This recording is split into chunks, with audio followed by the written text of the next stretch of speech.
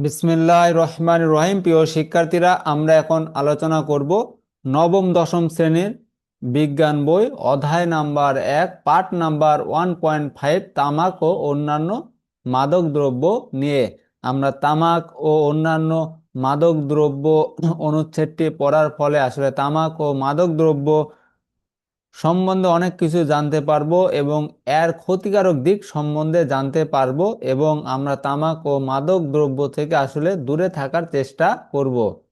তা আমরা পড়ি, তামাক গাছের পাতা ও ডাল শুকিয়ে তামাক তৈরি হয়।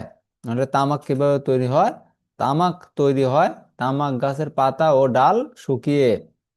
শুকনা তামাক পাতা কুচি কুচি করে কেটে তাকে বিশেষ কাগজে মুড়িয়ে সিগারেট এবং পাতায় মুড়িয়ে বিড়ি ও চুরুট বানানো হয়। এগুলোকে পুড়িয়ে তারা ধোঁয়া ও বাষ্প সেবনকে ধূমপান বলে। তামাক থেকে নিকোটিন নামক পদার্থ বের হয়, যা মাদকদ্রব্য হিসাবে নার্ভকে যেমন সাময়িকভাবে উত্তেজিত করে, তেমনি নানাভাবে শরীরের ক্ষতি করে।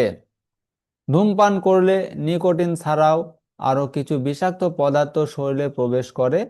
ধূমপানের ধোঁয়ায় উল্লেখযোগ্য বিষাক্ত গ্যাস ও রাসায়নিক পদার্থ এবং মাদক দ্রব্যের সংমিশ্রণ থাকে। এই পদার্থগুলো রক্তের হিমোগ্লোবিনের অক্সিজেন বহন ক্ষমতা কমিয়ে দেয়।